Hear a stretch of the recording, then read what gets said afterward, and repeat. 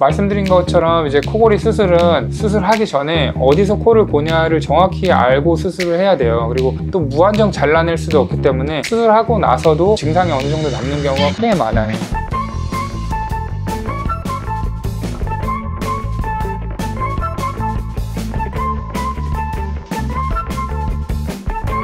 네, 안녕하세요. 닥터공TV 이용주입니다. 이번 영상에서는 저희가 코골이 관련해서 수면다운 검사 관련된 영상도 올렸고 약물 유도와 수면 내시경 영상도 올렸고 몇 가지 영상을 올려드렸는데 이번 영상에서는 코골이 수술은 뭐 하는 건지 그거에 대해서 좀 설명드려 보도록 하겠습니다. 일단은 코골이는 수면다운 검사를 통해서 중추성 코골이인지 그 다음에 폐쇄돼서 오는 코골이인지 이렇게 크게 나눌 수가 있거든요. 중추성 코골이는 말 그대로 이제 잘 때 뇌랑 그 신경계통이 호흡을 그냥 멈추는 거예요. 어디가 좁아지는 게 아니라. 그래서 이제 신경계통 회로에 문제가 생겨서 코를 고는 원인이기 때문에 이걸 중추성 코골이라 그러는데 이건 수술로 할 수가 없습니다. 이거는 이제 다른 치료 방법을 선택하는 거고, 우리가 코골이 수술을 하는 거는 기도의 근긴장도가 처지면서 기도가 좁아지면서 드르렁드렁하고 코골이를 하게 되는 폐쇄성 코골이, 폐쇄성 수면 무호흡만 코골이 수술의 대상이 되게 됩니다. 그래서 이제 코골이 수술을 하게 되면 저희가 이제 앞전에 설명드렸다시피 약물 유도와 수면 내시경을 해서 환자를 실제로 재워놓고 코골이가 어디서 일어나는지 실제로 확인하는 검사를 먼저 시행을 하고 이제 수술을 하게 되는데, 그러면은 수술을 어떻게 하게 되냐, 우리가 코골이를 유발하는 가장 흔한 부위는 입천장 뒤에 야들야들한 부분 있죠. 혀로 만져보시면 그게 이제 연구개인데, 그게 누웠을 때 이렇게 뒤로 처지면서 고개 뒷벽에 닿으면서 코골이를 하는 거거든요. 그거를 수술하는 경우가 가장 많습니다. 그 연구개를 일부 절제를 해주는데 편도를 기본적으로 절제를 하고요. 양쪽 편도를. 왜냐하면 편도가 그 부피를 차지하기 때문에 연구개를 뒤로 밀거든요. 편도를 다 양쪽 다 떼주고 그 다음에 편도 뗀 자리에서 주변에 연구개를 조금 절제를 해줘요. 필요하면 목젖도 너무 길다고 하면 목젖도 일부 절제를 해주고, 그리고 절제 부위를 앞이랑 뒤랑 이렇게 당겨 꼬매서 그 연구개가 앞으로 이렇게 당겨지게 해서 뒷공간이 좀 넓어지게, 그렇게 하는 게 이제 가장 흔한 국외수 인두 성형술이고요. 코골이 수술에서 가장 많이 시행되는 거고, 그 다음에 이제 혀뿌리가 이제 뒷벽에 닿으면서 코골이를 유발하는 경우가 있어요. 요거는 이제 턱이 조금 작으신 분들 있잖아요. 턱이 뒤로 밀려 있거나 그런 분들이 보통 요거 때문에 이제 수면 무호흡이 컥컥하고 나타나는데, 이런 경우에는 우리가 혀뿌리에도 편도처럼 임파선 조직이거든요. 그게 설근부라 그러는데, 혀의 뿌리라 그래서 거기를 설근부 축소술이라 그래서 고주파기계를 이렇게 톡 찔러가지고 설근부를 축소하는 시술도 있는데, 사실 요거는 크게 효과가 크지는 않고 혀뿌리가 뒤에 닿는 경우에는 가장 효과가 좋은 수술 방법은 말 그대로 하악을 전진시키는 거예요. 여기를 이제 절개를 해서 하악에다가 이제 스크류나 이런 걸 좀 박아가지고 전진시켜서 혀뿌리 자체가 앞으로 이렇게 당겨 나오게 그렇게 하는 수술인데, 이제 하악만 하는 경우도 있고 요 상악까지 같이 이렇게 해야 되는 경우도 있는데, 그거는 이제 환자분들 상황마다 다르고 요 수술은 수술 자체도 매우 크고 이제 중환자실로 갈 수도 있기 때문에 보통